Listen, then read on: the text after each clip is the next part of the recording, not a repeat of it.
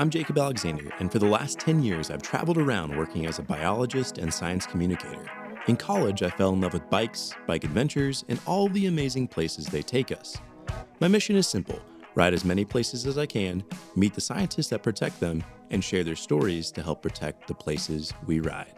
This is A Curious Pace. Oklahoma is known as a flyover state, and from 30,000 feet, it's pretty bland.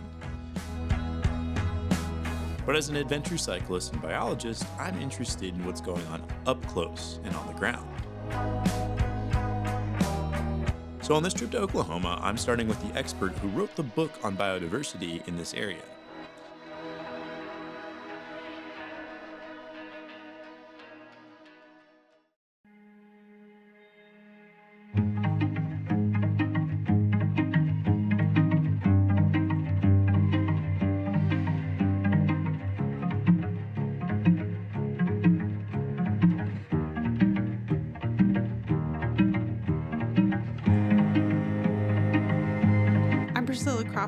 I'm an ecologist and conservation biologist in Oklahoma, and I wrote A Naturalist's Guide to Oklahoma.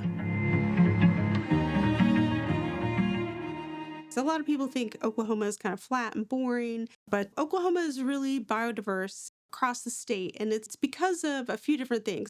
From the east to the west, we have a precipitation gradient. It goes from really wet down in the southeastern part of the state to really dry. You also have a temperature gradient from the Red River out to the Panhandle. And then you have those topography and surface geology differences. And those three things, temperature, precipitation, and topography, really go into making a diverse landscape on which our biodiversity flourishes. I've been visiting these places over the last 20 years of my career. So I have experience, I've had photographs from those decades, and I just started chapter by chapter hitting each ecoregion. I could write a whole book about just the Crosstimbers, but it's just one chapter. So I narrowed it down to mostly my favorite things. I'm meeting up with Priscilla to see why the Crosstimbers is her favorite ecoregion, and tag along as she shows me some of her most used field techniques. Morning. Hi. How you doing? Good. Jacob. Priscilla. Very nice to meet you. Good to meet you too. So we're here in the Crosstimbers. Yeah. What's going on here? So the Crosstimbers is that gateway from the eastern deciduous forest in the eastern part of the state to the grasslands. And so the Crosstimbers is this intermix of shorter trees, sparser trees, intermixed with grassland patches. I'm excited to show you the different techniques we use both in the woodland and the grassland. Yeah, that's gonna be great. I really am excited.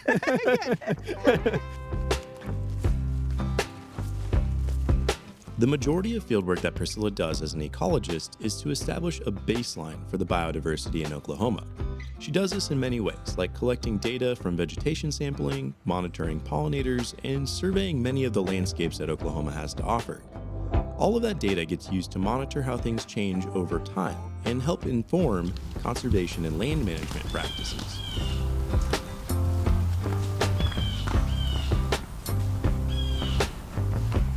One of the techniques that I use is called a point center quarter method to get an idea of how dense an area is. We choose a point. Okay. From here, Okay. we measure the closest trees in each quadrat. Okay. So the closest tree to the northeast, to the northwest, Okay. to the southwest, Okay. and the closest tree to the southeast. All right. And let's do this one. Yeah, So the distance to that one, Okay. And we're looking at 2.9 meters. 2.9 meters. Yeah. And then we take what's called the DBH, or the diameter at breast height. All right. Now this tree is weird and cool because it's got 3 trunks. Right. We'll measure all of them Okay. and write that down. So this is 8.1 inches. Go on, I'll walk it in. And then we'll do the second trunk. Our overlap is looking like 10.5. Yeah. So 8.1, 9.1, and 10.5. Yeah. And then this is This is a post oak. Yes, Okay. this is a post oak. Oaks can be tricky. As my botany Interesting. friend says, they're promiscuous. Oh, okay. So they will hybridize, and so sometimes you'll get trees that have characteristics of 2 or 3 different species. Right. But this is a post oak. This is quintessential of the cross timbers here in central Oklahoma. Right. If you move farther east, the ratio gets a little bit different. Sometimes you get chinkapin oak. Blackjack oak is really common. And you mentioned the hickories. So Yeah. hickories are pretty common here in the eastern part. But as you move west, the oaks and the hickory distribution will change. So that's one cool thing about doing like plots like this here in central Oklahoma and comparing it to eastern and western, is that you see that difference. So far, I've recognized quite a decent amount of stuff. So I was talking about the ancient cross timbers. Yeah. So you can sort of see the slight twisting of the bark, Oh, yeah. As it kind of goes up, it sort of goes around. and that tends to indicate old trees. Okay. For some reason, and I don't know the physiology and anatomy behind the twisting. What do we got? 21.6. 21.6 DBH. Yeah, So our so- other ones were all about 10 or under. 10.5. So this is probably a pretty old tree. Well, we don't want to cut down a tree that we think is really old just to find out how old it is. Seems a little counterintuitive. So we use these, what's called an increment borer. Essentially, it's a big drill, Okay. and it's got a hole inside. Okay. You would bore into it, and then you would pull out a tiny cross section Okay.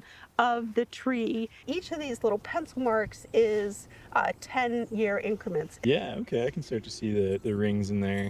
And Oh, this wow, one's a okay. relatively young tree that I took, about 73 years. Okay, so yeah, relatively young is 73 years. Yeah, if we look around, most of these trees had probably been harvested, and these are regrowth in the last 50 to 75 years. Oh. We have cored some trees up in the Tulsa area on some ancient cross timbers properties that were over 300 years old. Oh, wow. Yeah, it's really impressive to have old growth trees going up to 300 years old and just untouched, really. Yeah, that's really impressive. Very cool.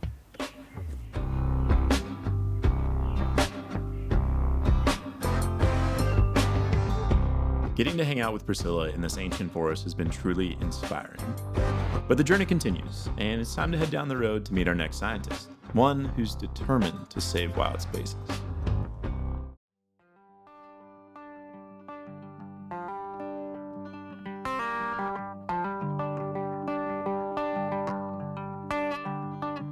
Rodney Whaley has been a fixture in the Medicine Park community for decades.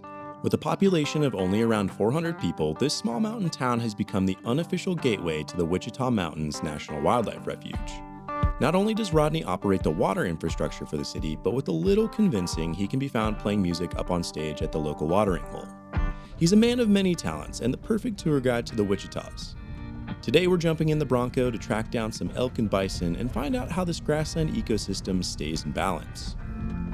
You went to OSU, right? Yeah, I graduated from Oklahoma State University. Rangeland ecology and management was my main focus. I also worked on the Rangeland Research Station.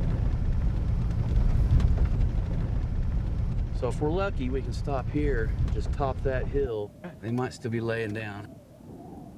I mean, what a view of the Wichitas. Yeah, isn't it? This is sick. Not a bad view anywhere around.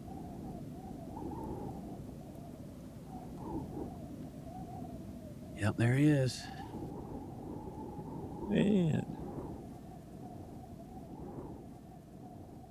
It's a pretty reliable spot in the winter. And they'll travel from here up through those hills. I mean, you can see the wildlands is right next to the population, but So we're looking at, some native plants and some invasive cedars. These invasive cedars, you're talking about them being, fire intolerant. What exactly do you mean by that? every woody plant, whether it's a tree, vine, or shrub that's native to Oklahoma, is a resprouter. They'll resprout from the roots. They're fire tolerant. You can burn them completely, and they'll resprout, regenerate themselves. You can even cut them off with a chainsaw, an oak tree, and it'll start resprouting from the roots. A cedar tree, you cut it off or burn it, that plant's dead. And so that's why fire is the best management tool for the control of the eastern red cedar.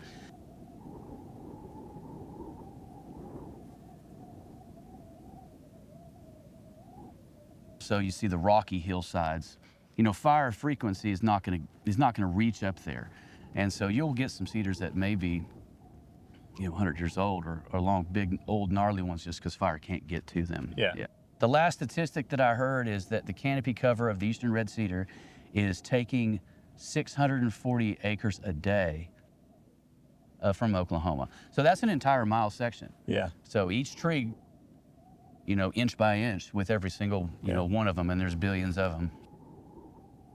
Fire suppression and overgrazing is what caused these to move west and thrive out here. It's vital to the succession of this area that they have the fire and the fire frequency. So 3 to 4 years is the fire frequency that was natural, that was native here.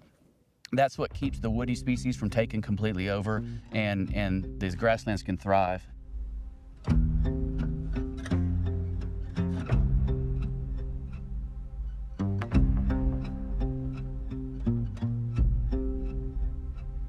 So as we come into the refuge, you might notice the rock formation is changing a little bit. Is there bison up there? Those are bison, yes sir. And see how we just opened up into a grassland. Yeah.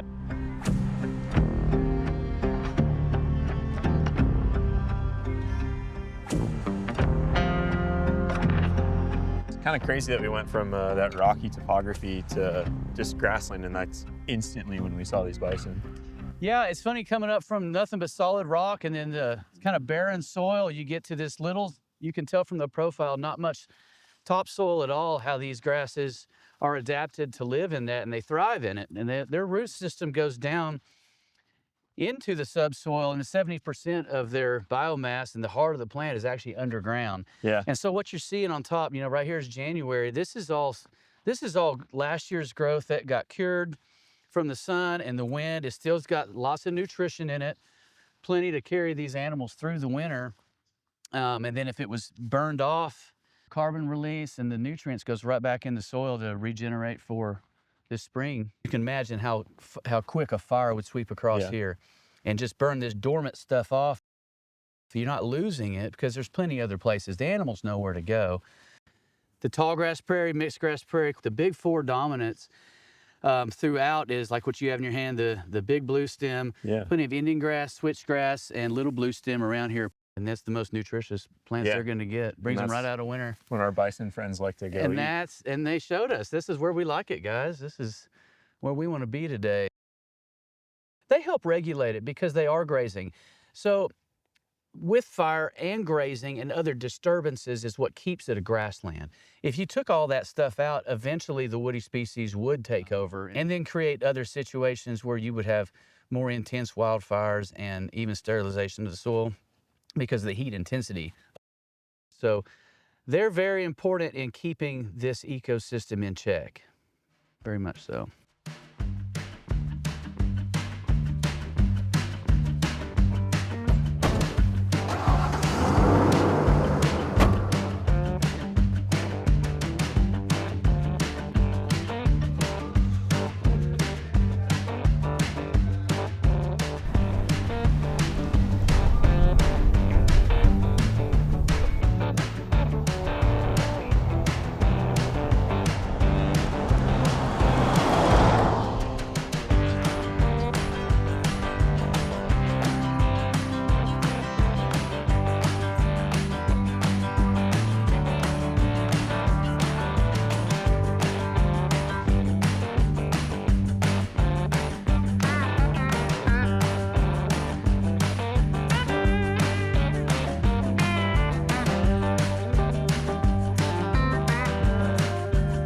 So I want to show you this spot. It's really representative. We're right on the lines of where we had a fire. This came through tall grass. You can see where it kind of mixed with some shorter scrub stuff and didn't burn quite right through. Right next to a spot where it maybe has burned in the last several years, but a smaller intensity fire. The fire scars are only about this big.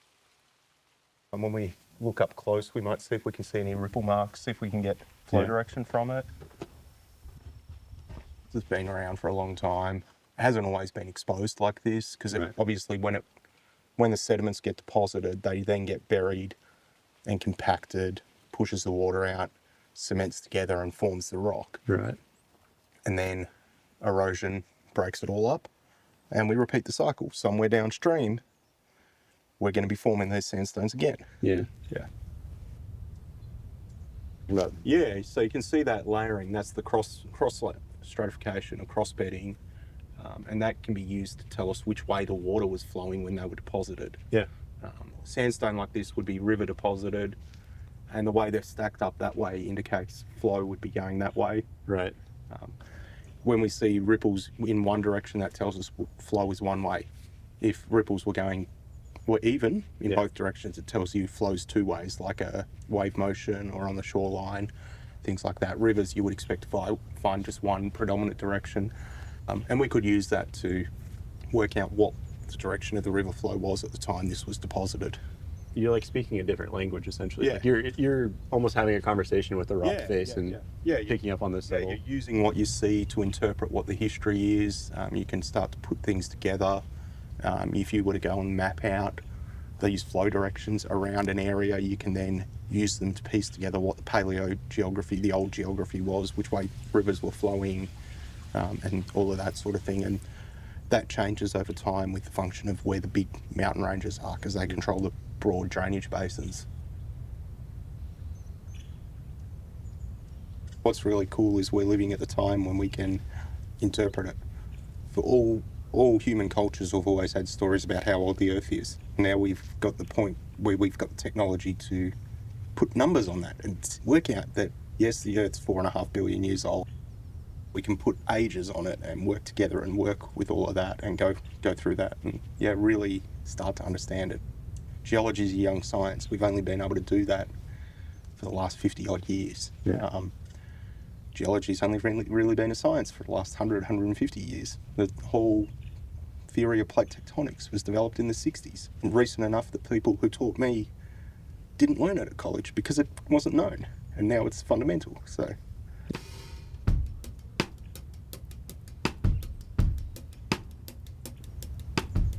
If we look down from here, you can see that V shape. Yeah. Which is a very typical river valley. It's an indication of liquid water carving it as opposed to glacial ice. Right. And these are the valleys that we ride through. Yeah. Yeah.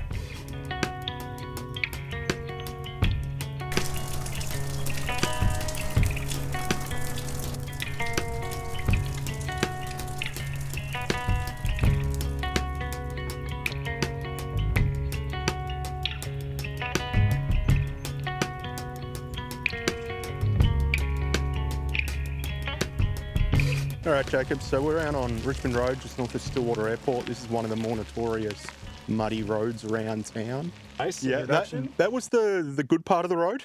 And you even have a test for us, right? Yeah, we stole Bobby's front wheel. It's a Stillwater wheel. So we're going to use that to just show you how easy it is to get stuck in this mud. Awesome. Yeah, I can get an idea for how it would be even work. Like even just this little bit is. Yeah. Yeah, it's super caked up. The clays really absorb the water, right, and then they just sort of stick to everything. Oh yeah, for sure. Yeah, like this is a couple of days after rain. Well, after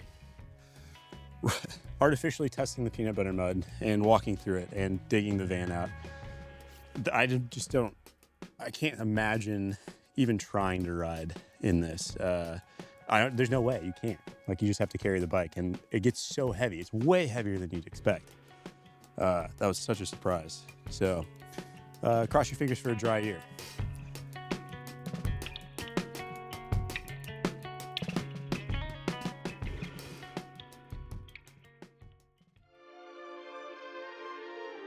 At the pointy end of the race, life moves a little too fast to truly appreciate what's going on around you.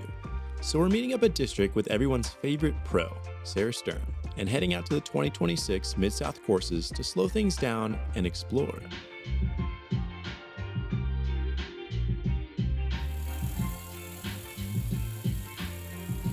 Hi, doggy. Hello. Well, hey, how's it going, Sarah? How are you? Very Nice to finally meet you. Sorry, I'm working on the bike Oh, here. it's all good. Yeah, I see you need a chain. Yeah, I realized my chain was totally worn out, so I had to put a new chain on. I'm always late to like doing things, you know? Like, I'm always on time. yeah, known for it. I've heard. I've yet to miss a race, but it's been close. It's cool to have you here in Stillwater, you know, like not on a race weekend. It's always so packed. I actually prefer this. It's really chill. Today's just like all about getting curious. So This is always like, the stuff that I miss. You're just pre-riding and I'm not even like paying attention. I'm just like looking for certain features and turns and where you're going to attack. We don't often get to look around that much. You're just trying to survive. So it would be nice to like look around. Different mindset. It's going to be really nice. I'm noticing I have like similar sized tires, so I hope I'm prepared for the terrain. I haven't actually scouted the route yet. Oh, good. So it's going to be, both of us, so it's going to be a pretty interesting time. A proper adventure? Proper adventure. Well, I have enough for 2 bottles of water, and I brought some snacks. I just have like 2 gels and some chamois butter, and That's bold. you know, we'll I see have how that about goes. 1,000 more calories. Something tells me you probably burn a lot more calories as a professional athlete. So you're going to be my like tour guide? Like I get to ask all the questions? It's not race pace. Great. Love it. It's a curious pace, right? Okay. That's what we're going to try to do today. Yeah, put that chain on. Don't put it on backwards. I've learned that that's a thing.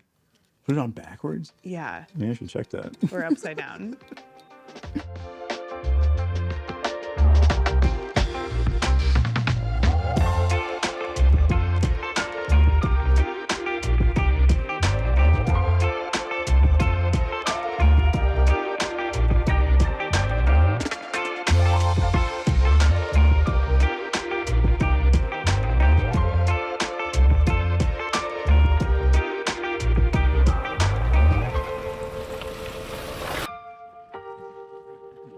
The light is pretty.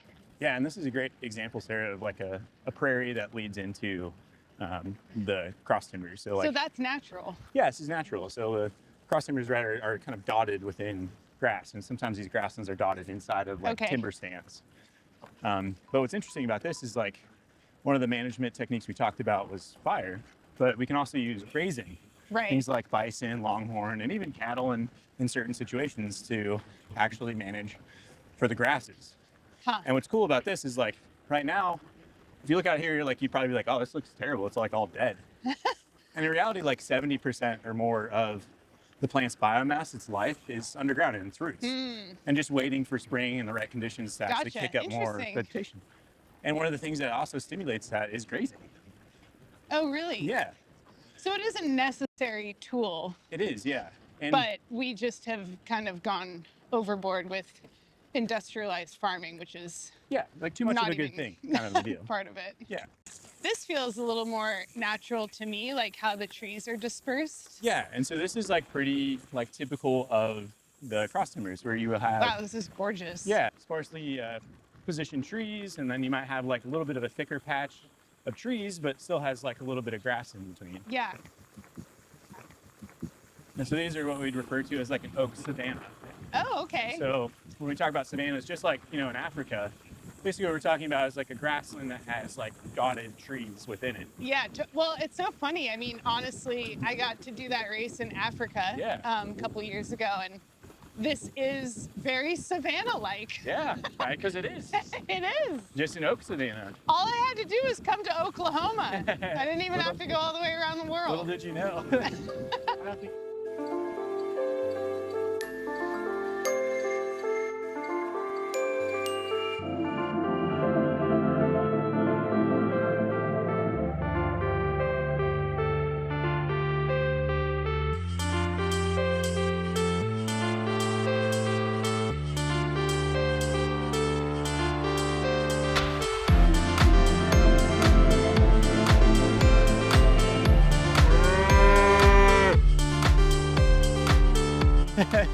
First dogs and the longhorns. What did I bring you to Oklahoma for?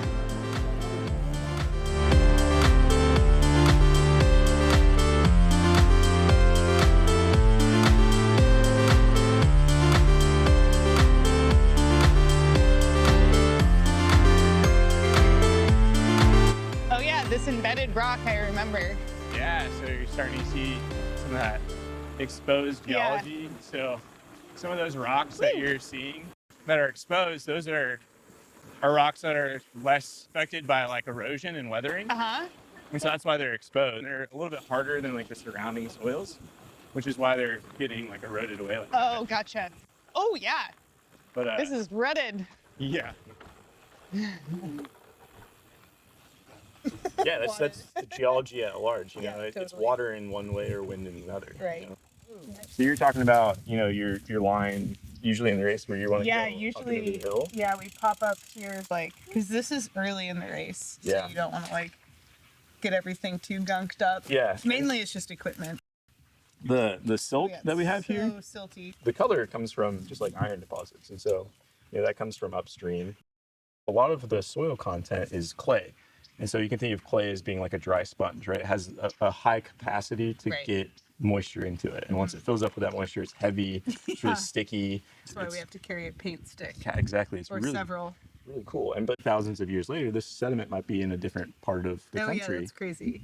Yeah. Wow. So we're our time's... Unbound could be in a different state. Exactly. There you go. No, it's really interesting. I mean, it's so funny. Like, normally I'm standing here figuring out what line is going to be the fastest, what saves the equipment. I am literally not thinking about, like, I wonder why this dirt is red. Yeah. It's a different mindset. Yeah. You know, with Protect Our Winters, we practice like imperfect advocacy. You know, we all try to recycle, but you're like, is this actually moving the needle? And the answer is kind of no. Yeah. Sometimes it feels like, aside from getting interested in politics, that there's not a lot that we as individuals can do. And you're sort of saying that there is. Yeah. The more people are aware of these things, the more they can recognize those patterns. It's interesting. A lot of people will say that our greatest fight in like climate change or combating some of these natural resource issues is hope. And it really is to a degree true. And it feels really scary, and it feels like there is no hope when you think about it on a grand scheme. Yeah. But yeah, no, it definitely can. Which is why, like, I mean, I think first step is like maybe slowing down a little bit and noticing things and asking some questions and doing some research, or, you know, finding a good resource in your own area. And like using like I travel all over the place for bike races.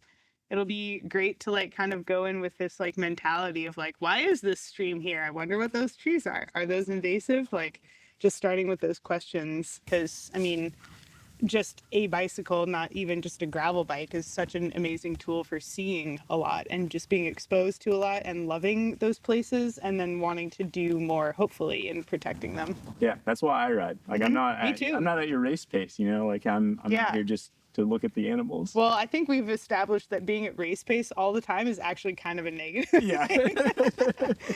No, it's really nice. I think a lot of us pros could probably use to like take pause and slow down a little bit. Yeah. For sure. For a lot of reasons, not just this, but like also mentally, I think it's healthy. Yeah, I don't think this is not my journey to cross today. We don't have to do it today. Yeah, I'm good. It's not I'm race day. I'm gonna have plenty of that on race day. Yeah, these like reeds are super cool. What are they called again? This is called equisetum. Equisetum. So you think of like equine. As we say goodbye to Sarah, I can't help but think how this journey has been truly unforgettable. Riding through these places allows time for it all to sink in a meaningful way. It allows you to notice the smaller things that you'd otherwise miss. And I think those things add up, and you come to appreciate the landscape as a whole and your place within it. And as a biologist, I'm intimately familiar with just how dire of straits we're in when it comes to conservation of natural resources. It's something that often leaves me cynical and downright burnt out. I put on a brave face and I educate people about natural resources and speak of hope when it can be hard to find within myself.